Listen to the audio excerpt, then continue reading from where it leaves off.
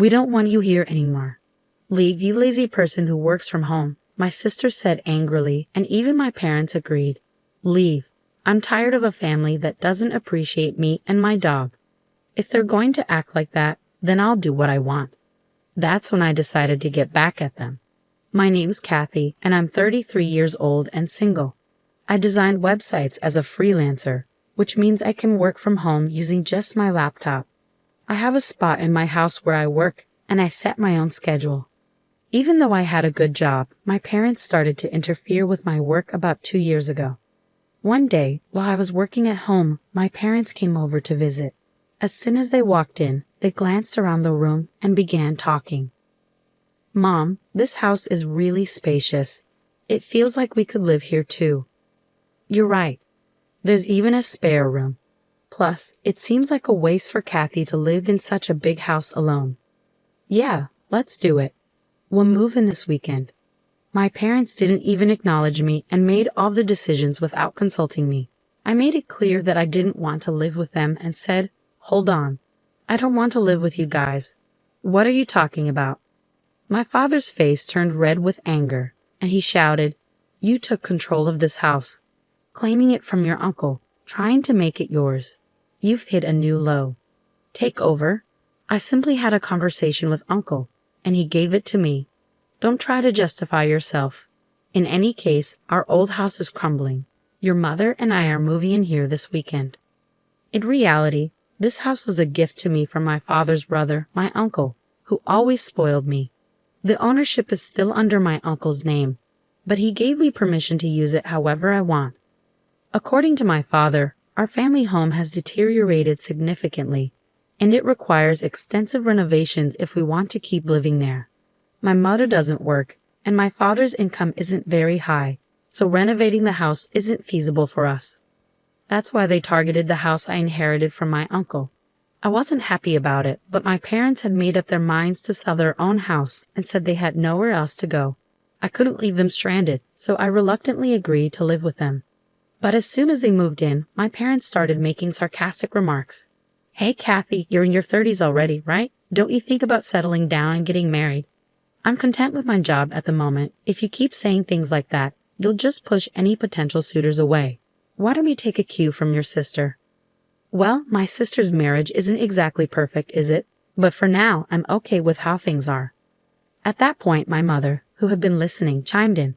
"Hey, don't speak ill of your sister like that. Unlike you, she's married and has a job at a company you know. I may not be married, but I'm doing just fine with my work too. You're always glued to your computer. Are you earning money through some sketchy methods?" Sketchy methods? I earn my living through honest work. There's no need to be concerned. How dare you talk back to your mother? You're nothing like your sister. That's how it went. My parents kept comparing me to my sister. Yes, she has a job at a company, but she's only a temporary worker in an office position. I don't mean to belittle temp jobs, but I certainly make more money than she does. I understand that my parents' generation may not fully understand the idea of working from home, but it was still painful to constantly feel underestimated. Then, one day, while I was preparing dinner instead of my usually idle parents, the doorbell rang unexpectedly. To my surprise, it was my sister Sandy carrying a lot of luggage. "Huh? Sandy, what's happening?" "It's been a while." "Kathy, this might seem sudden, but I'll be staying in this house from now on." I was taken aback and blurted out, "Huh. What a big house. If Uncle was giving it to someone, it should have been me." "Wait, hold on. You're moving and starting today?" I had no idea about this. "Didn't Mom and Dad tell you? I got divorced, you know." "Divorced. So I'll be relying on you from now on." Ignoring my surprise, Sandy went upstairs and claimed an empty room for herself. Despite my attempts to resist, my parents sided with Sandy, and I felt powerless to stop it. From that point on, my stress only grew. After her divorce, Sandy had quit her job and spent her days gossiping about me with our mother. "Hey, Mom, you think this dress is cute?" "Oh, absolutely, Sandy. You look so pretty. It suits you perfectly." "Do you agree? It's definitely not something Kathy would wear, right?" "Well, Kathy is more on the simple side. That's probably why she's having trouble finding a job. She just stays home and plays online." Mom, you can't just say things like that. As I was cooking dinner, they purposely made sure I could hear their conversation. I was itching to respond, but I knew that would just play into their hands. So no matter what they said, I kept living without reacting. Then, one day, a friend of mine had a litter of 4 puppies and I decided to adopt one of them. I named him Muffin. He's a small black chihuahua with the most adorable round eyes. Whenever he looks at me, he wags his tail so hard it seems like it might fall off. Having a chihuahua has been a dream of mine since I was young. Working from home can get lonely, so I thought Muffin could provide some much-needed company. From now on, your name is Muffin. Okay. Woof. I didn't really consult with my family when I decided to adopt Muffin. After all, this is my house, and I'm the one who will be taking care of all the expenses for him. So I don't see why they should have any complaints. When I brought Muffin home, as expected, my parents and Sandy started complaining. Hey, we didn't know you were getting a dog. That's right. Dogs can be smelly, you know. I can't stand bad smells. Kathy, how could you just bring a dog home without talking to us first? We didn't agree to this. As they kept complaining, I firmly told them, firstly, I didn't just pick him up off the street. A friend gave him to me. Plus, I'm the one who's going to take care of all the expenses for Muffin, so there shouldn't be any problem. What I choose to have in my house is my business. If you have any complaints, you're welcome to leave. At first, they complained loudly, their faces red with anger. But within a few hours, they were completely won over by Muffin's cuteness and began showering him with affection. Aren't you just adorable? Are you mommy's boy or daddy's? Or maybe sis, look this way, sweetheart. Wait a minute, what happened to their anger from just a moment ago? Was it all just a dream? My entire family became completely enamored with Muffin. From then on, they were always doting on him. Because of this, their animosity toward me decreased, and I could enjoy relatively peaceful days. Then, one day, an incident shattered this calmness. While I was out running an errand, I got a call from my sister Sandy. Hello, come back home immediately. In response to my sister's sudden outburst, I asked what was wrong. She vented her frustration, yelling at me, "It's not what happened. Muffin made a mess on my clothes. What if they smell?" "Oh, just wash them quickly, and I'll be fine. Besides, isn't it your fault for leaving your clothes on the floor?" "What? It's my fault? It's your lack of training, Muffin. That's to blame." "Enough. Muffin is still a puppy, you know. If you take him out for a walk, he won't make a mess at home." "You said you were excited to walk Muffin today. Did you actually take him?" "Well, I was planning to take him later, and it's all because you didn't train him properly. Then you should compensate me for the clothes." As expected, when I arrived home, my sister was furious. Both my parents had been alerted, and they stood beside Sandy, glaring at me. Sandy tossed the dirty clothes at me and started yelling again. "I'm going to make you pay for the cleaning, got it?" "Why should I? It's your fault for not taking him for a walk and leaving your clothes on the floor." "Shut up. Stop arguing back. This only happened because you brought this stupid dog home. What are you going to do about it? Calling him a stupid dog? You were fond of him before. Isn't it harsh to label him that just because he had a small accident? It's your fault for not training him properly. Take responsibility." Why can't my family think beyond their own convenience? While I was appalled by my selfish sister, my parents interjected. "Hey, Kathy, shouldn't you at least apologize to Sandy first?" "That's correct. All of this chaos is because of that Muffin you brought home. Can both of you just stop already? Puppies are like babies. Can't you forgive them for making mistakes once in a while?" Pathetic. This mess is all because of this dumb dog. Kathy, you made the right choice by not getting married.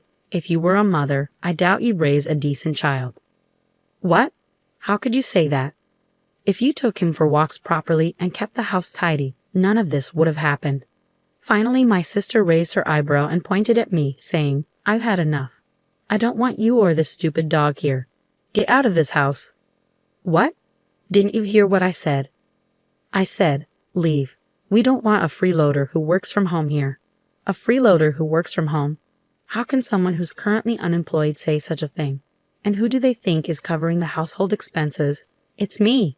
As I stood stunned by my sister's absurd remark, even my parents joined in. "That's right, Kathy. Leave this house. Your presence only brings us bad luck. You're a jinx." All 3 of them kept insisting that I leave. In that moment, my anger boiled over. "That's enough. I've had it. If this is how it's going to be, just wait and see. Fueled by a desire for revenge, I packed my belongings and left the house with Muffin. My sister's words only added to the tension. This is all because of you. If you had just done what I said, none of this would have happened.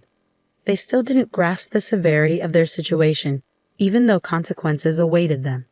But I didn't care. Let them deal with it on their own. Hiding my smirk, I left the house with Muffin. As expected, a few days later, my sister called in a panic. "Kathy, please help. Something's wrong with the house." "What's going on with the house all of a sudden? We were given until the end of this month to leave." So what's the issue?" "What do you mean, what's the issue? Why are we being told to leave?" "Well, I've made the decision to sell the house." "What?" At my words, Sandy seemed to freeze, her voice trembling. She barely managed to speak. "What? What does that mean? You've decided to sell it. You don't have the authority." "Well, actually, I do. You see, that house became mine a month ago." "What?" "Yes, I officially inherited the house from my uncle. And yes, the title is in my name." It's no wonder Sandy was shocked. I hadn't mentioned this to anyone. You're joking, right? Even if Uncle transferred the title to you, you can't just sell it like that." I was concerned too, but right after you told me to leave, I spoke with Uncle. He confirmed that the house is now yours, Kathy. He said, "Do whatever you want. You should get away from that awful family as soon as you can." "What? That can't be." Whether they had been listening to my conversation with Sandy on speakerphone or not, my parents began to protest. "Kathy, stop this nonsense. We have nowhere else to go if we leave this house." "That's correct. It's unthinkable to treat your own family like this. If you're a good daughter, show some respect to your parents." "Respect?" I questioned them quietly. "What are you talking about? You've always favored Sandy over me. Who do you think has been supporting your lives for the past few years? You all had nowhere to go, so I reluctantly let you move in with me." With an unusually firm tone, my parents were left speechless. Without waiting for a response, I continued. "Who treated me and Muffin like burdens and kicked us out? It was all of you, wasn't it? Trying to find happiness by forcing out the original resident is shameless. You people belong in hell." At my outburst, my father pleaded, "Please help us. We're sorry." "I don't care. Figure it out on your own, you fools." With that, I hung up the phone with a loud click. Then I blocked every family member's contacts. Seeing me raise my voice, Muffin looked up at me with a worried bark. "I'm sorry, Muffin, for shouting. It's okay now. I'll protect you. I'm really glad I could rescue you from that family that treated you so poorly." Later on, it seems my parents and sister were forced to leave the house at the last minute despite their desperate attempts to cling to it. With my father's meager income and my unemployed mother and sister, it's unlikely they can lead a decent life. Rumor has it that my sister is constantly being pressured by my parents to find a job. Their family dynamics seem to be deteriorating by the day. Although I have no interest in how they're doing, it's clear that their living situation has worsened since I left. It's a classic case of getting what they deserve. They brought it upon themselves. Meanwhile, I'm enjoying my days filled with joy with my beloved dog in a new pet-friendly apartment. I can work whenever I please, and there's no one to complain about it anymore. I can use my earnings solely for myself and my dog. I'm incredibly content with my life now. Muffin, let's head to the dog park today. Woof. Muffin seems more lively. Maybe it's because that noisy family is gone. From now on, I want to protect Muffin for the rest of our lives and lead a peaceful existence.